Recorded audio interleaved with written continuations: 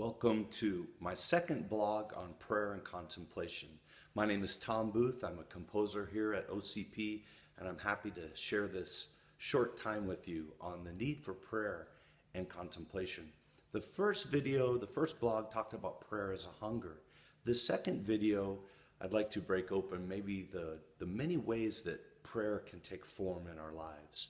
And the first one I want to suggest to you is personal prayer, and that's very personal. That might be your own way to pray.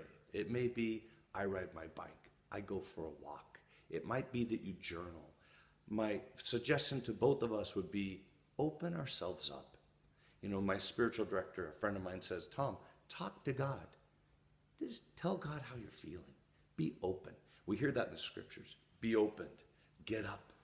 So we need to begin with a sense of honesty and an openness. The second one I want to suggest would be the Holy Scriptures, the Bible. Lectio Divina, divine reading.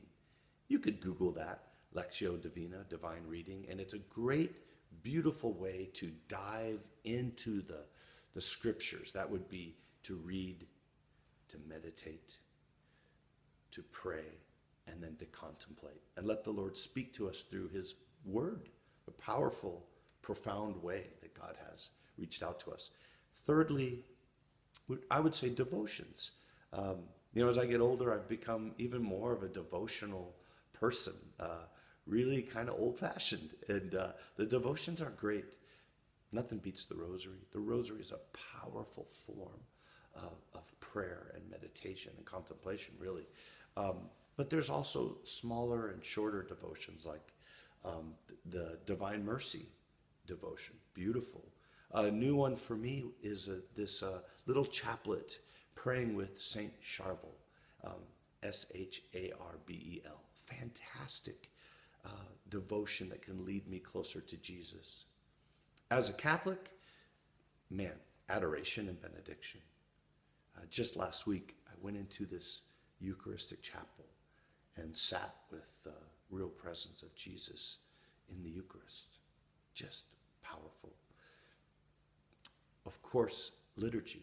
Again, as a Roman Catholic, for me, liturgy, the source and summit of the Christian life. When we come together as a family, and really God does desire us to come together as one and pray together.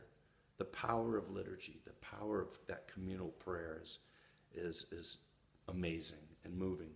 And lastly, on this short blog, I would suggest, I used to think of contemplation as a form of prayer, but I realize now contemplation is a way of life. Contemplation is a way of seeing life. Contemplation might be a way of mindfulness, a way of being, an invitation to the Lord.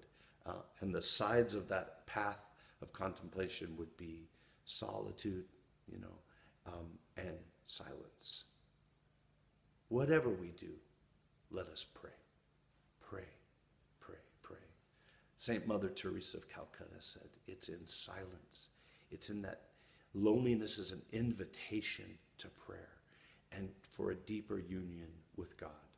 So however we do it, let us pray.